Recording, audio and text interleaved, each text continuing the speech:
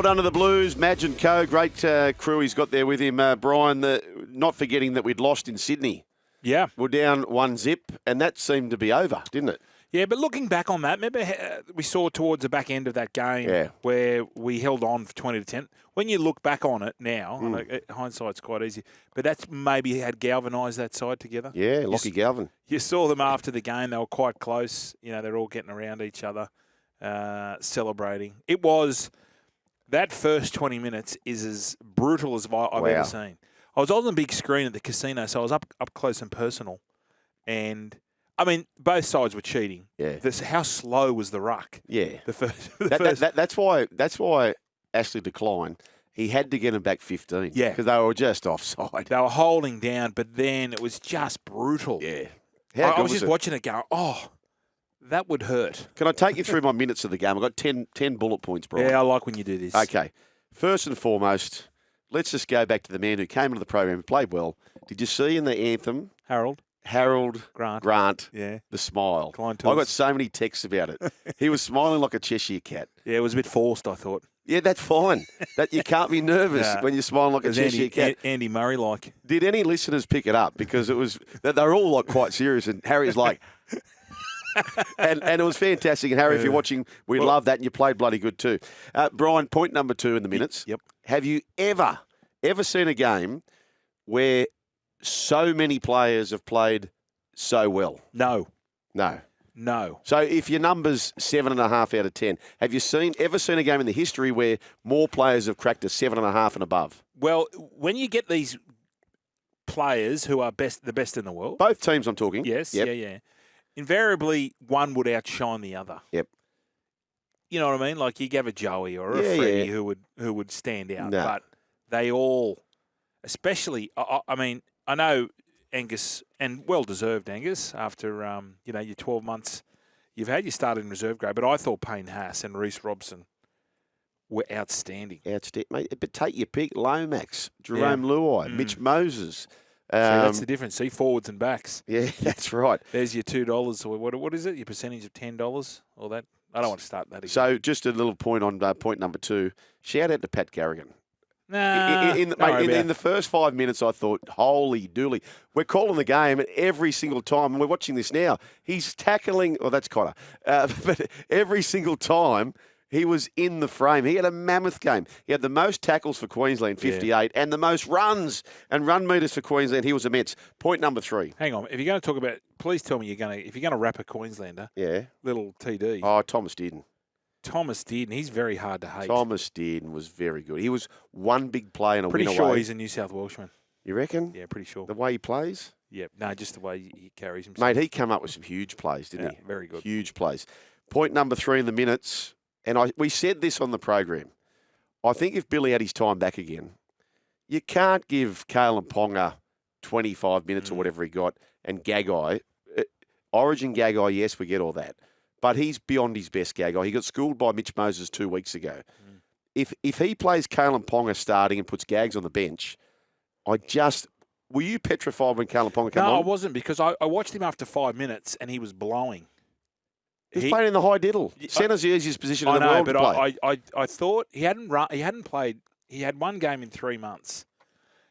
You can't go into this underdone. And Reece Walsh too. He looked. I know he had a little bit of an injury with his calf or whatever it was, but nowhere near where he was after the grand final.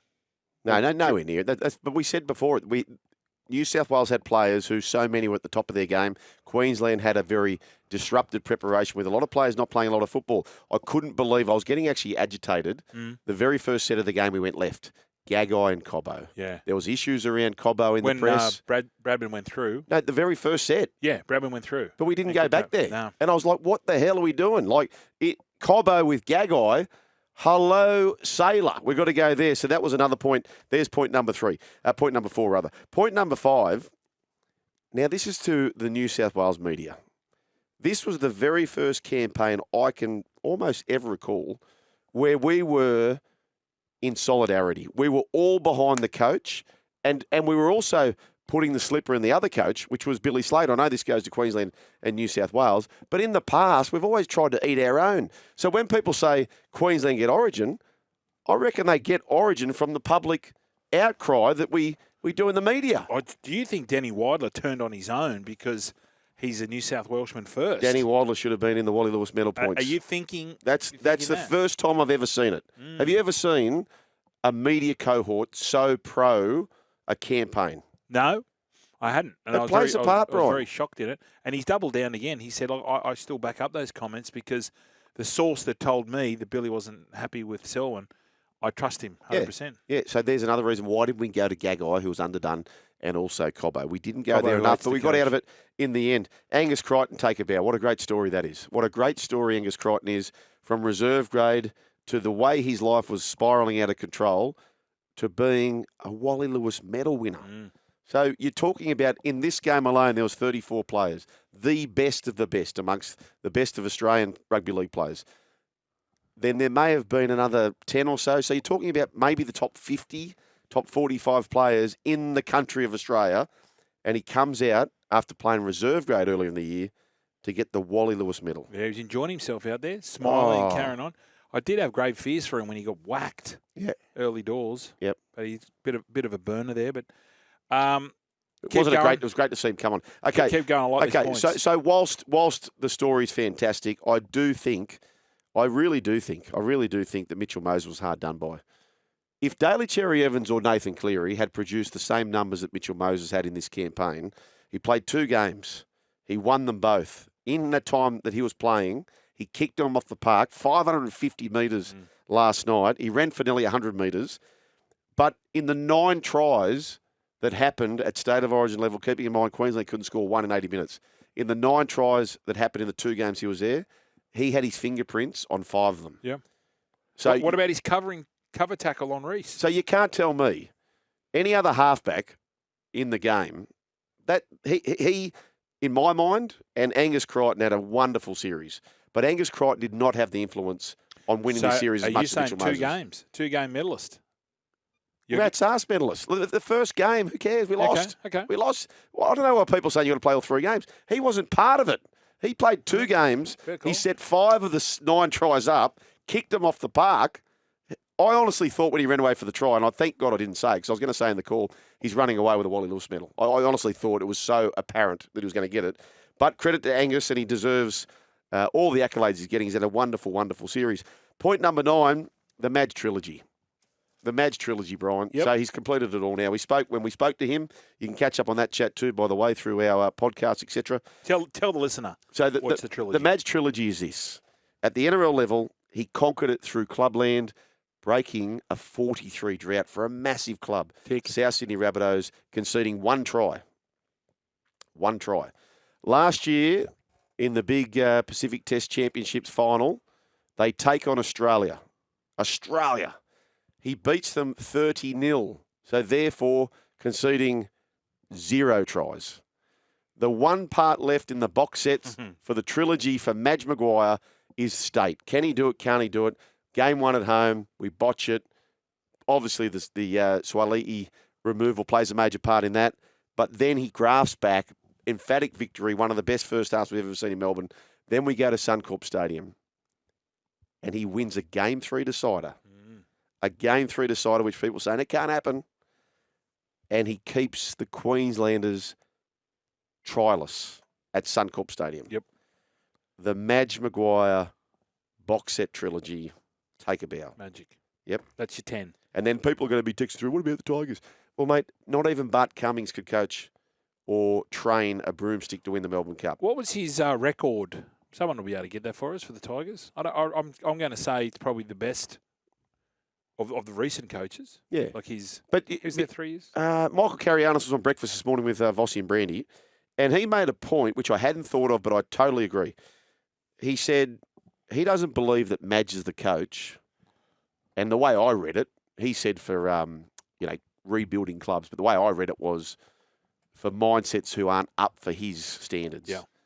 He loves the big dogs. He loves the top echelon. He did that with South. He did it with New Zealand. He did it with New South Wales. There was a few taking the PL5 at West Tigers, and because they weren't handling it, they turn on him, and the rest is history. And maybe the same happened with Ivan, to be truthful. Ivan's probably in the same bucket. I wonder if he's got any ambition to coach to coach an NRL team now. I suppose he would. You know, that's if it's in you. We had debate around how much money you should get paid for this job. But that's what I'm saying. Would he just be happy now just to sit back and say definitely next year? Like if the New South Wales Rugby League came out and said, we're going to give you an extension, do you think he could survive, like he'd want to finish his 3-year deal or 4-year deal? Or do you think, he's conquered this now, does he want a new challenge? Okay, let me ask you this. And pick any team midfield. So in the last sort of 10 years, a midfield team would be who? Canberra. Does coaching New South Wales or Queensland warrant the same amount of money as coaching a midfield team like Canberra? Now, people say, oh, no, well, you don't do that many hours. You don't. But there's a lot of stuff you do off the field. But it's a bit like the tradesman who turns up to your house. If they know where to knock on the machine to get the job done in 2 minutes, does it matter that they haven't been there for 3 hours just because they're more adept at it? I think it's so big, this job. Why shouldn't he get $500,000, $600,000, $700,000? Yeah. Why not? I'd like to know what it is. Why not? It's such a big machine, which is State of Origin. My final point, I'm getting a bit negative here. My final point is this. And I've raised this before in this program. I've had a gutful. I'm really sick of it now. The clubs really are impaired by State of Origin. Is that fair? That is very, very fair. Even more so after what the penalties handed out last night. Well, even more so by what happened to Mitchell Moses. Yeah. So you think about Parramatta, right? Parramatta have paid X amount for Mitchell Moses this year, and New South Wales get him twice. I don't know how many times Parramatta got him, not too much many more. And Parramatta now are stuffed for the year. They were stuffed anyway. Yes, I get that. But if they weren't, their season has been hijacked by State of Origin. That's fine. That all comes with it. But that's out of our control. What is in our control? How the hell Cameron Murray, what he does? How South Sydney have already been stuffed around. They've had him out for the year. Yep. He's come back, played a couple of games. He gets picked in Origin. Misses a game because he's picked in Origin. Yeah, they're paying all this money, and then he's wearing a blue shirt, not even theirs. He gets pinned for something he's not even on the field, right? And now he's going to miss for South Sydney, which is arguably, if you do believe, their two biggest games in their life for this year. It's so wrong that you leave your club to go play for state. It has to be a fine system, or if it's grand enough, sorry, Cameron Murray, next year for New South Wales, you miss out. Yeah. You cannot have him. You can't have the clubs pay the price. Exactly the same. We discussed this when Joseph's. Why? Swali got 4 games. Exactly. For playing in a totally different competition. So for what he did, give him 1 Origin or give him 2 Origins, whatever the case may be. But Trent Robinson, the Roosters, shouldn't have to worry about that. No, I agree. And they've got to come up with a better way to figure it out. Yeah. It's cost him 2 Origins anyway. What about Manly? Ola Kawatu, he wasn't even wearing a blue jersey. Just there in his RMs. Yeah. That was bizarre. Yeah, but, seriously. Seriously. Can I have point 11? I'm done with my sermon, Brian. Point 11, take it away. Point 11. They just don't get Origin, Queensland. They don't get Origin. Do they? No. I was just watching it, just going, they don't get it. They don't get it. Should we just maybe give them a few tips on how to win? Yeah, we should. I wonder what Gordon's thinking at the moment. Gordon, their excuses. When will you see him next? I've spoken to him, all right. Is he off the bit? Bit of pride. No, he's the worst loser I've ever come across. Is he? The worst. Is he? The worst. We beat him at Fish of Origin, Mm. which was just, fishing, and he was filthy. Yeah. He's off the bit now. Yeah. The excuses are coming out. No Tino, no Munster. Well, we had no Cleary. Yeah. That's true. That's true. We had no Cleary. Now, Brian, I'm going to put this to you, and listeners, feel free to have your say. We don't want to have list after list, but if there's someone who you think deserves a spot, I want Brian to select his Australian merit team. So if we were playing a test match in 10 days' time, who would be in the team? Okay, what about my Samoan friends? Well, do they qualify? They don't. They don't. So I can't have them in. So Crichton does not qualify. He can't. He's playing for Samoa. He's already pledged his allegiance. But isn't that... I can't have Luai. I can't have To'o. Is that right? That's correct. So if we were playing in 10 days' time, those 2 men are ineligible. Ineligible. Oh, well, then you can't have them. That's what I'm saying. You can't have them. So is there any merit in having a merit side? Well, do you want to just do a merit from the Let's origin? just do a merit. Yeah, merit. Do it, Nathan. Yeah, do it, Nathan. That's fine. 1300 01 1170. We have not given enough merit to these two people who have been working feverishly.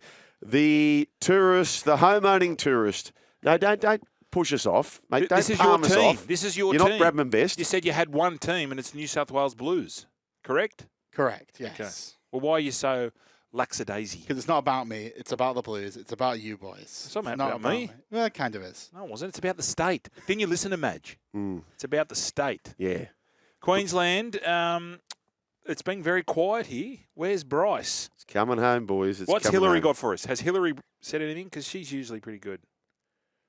She might be a little upset that Vlad has. We've got a break. We're getting peer pressure to do a break here, but folks, here we go. The floor is all yours. One last text. No, but this is from Crawls. Oh, Crawls is there. G'day, Sugar and Fletch. I suppose congratulations are in order. Well done. What a great spectacle it was. Sugar, can you stop yelling? I've got a headache. Sorry, Crawls. Am I a bit loud, am I?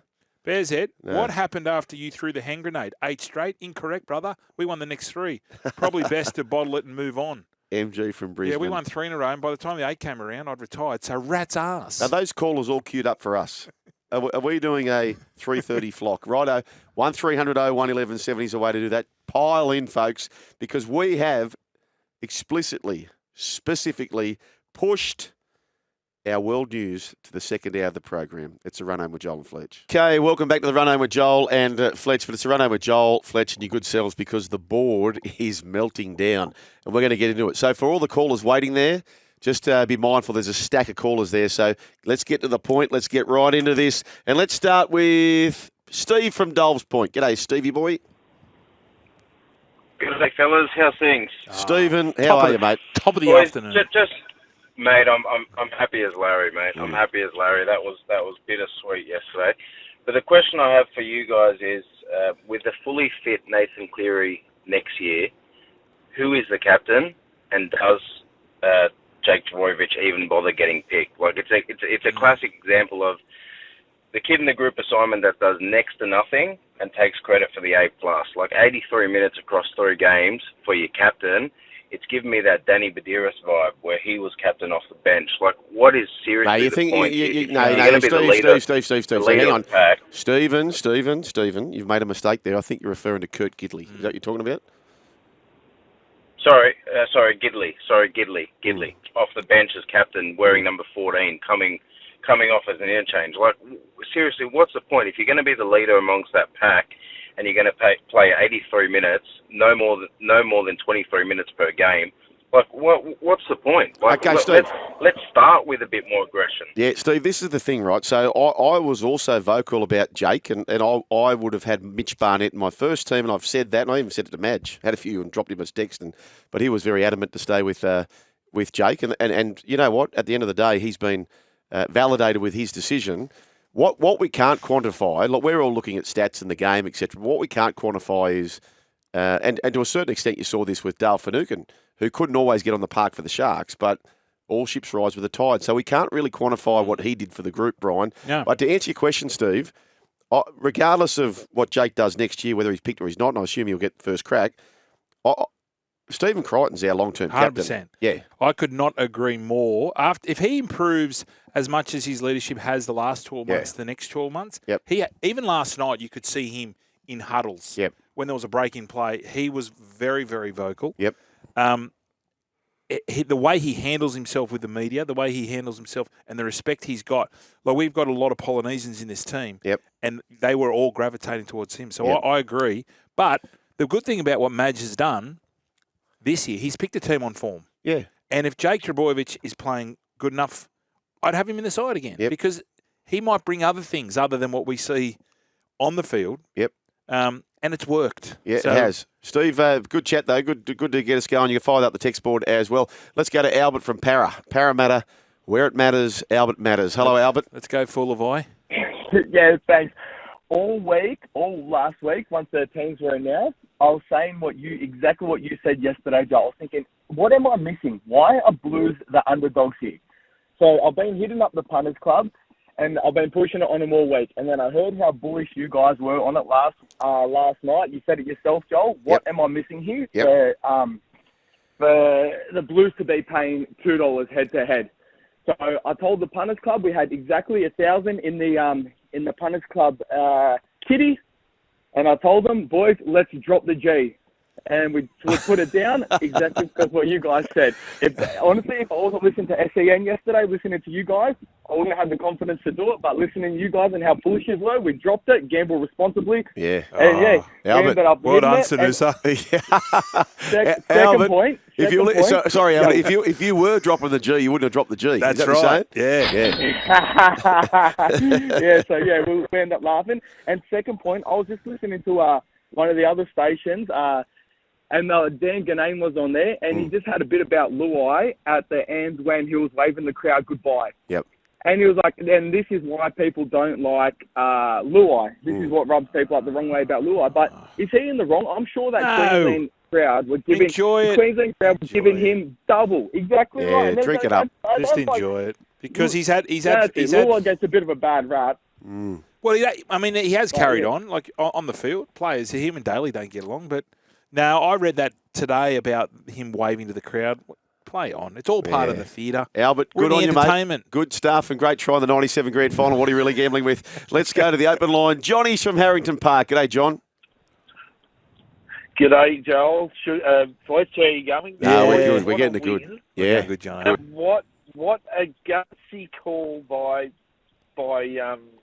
well, it wasn't Jake because he wasn't on the field at the time, but what a gutsy call to take the 2 for that penalty. I mean, that's a coach's call. That's a coach's call, John. Turn around. That's Madge's call, Mate, Fletch. the pressure. Well, as a goal kicker, Johnny, I don't know if you were ever goal kicking for the Harrington Park Hawks, but you, Sugar, if a coach came down and said you got to take the 2. Is that filling you with confidence? You go, right, I'm going to nail this because the coach is backing me? Or you start to zero Siriaco. You're on the touchline. And you know what, John? I don't know if you've ever seen. I certainly haven't.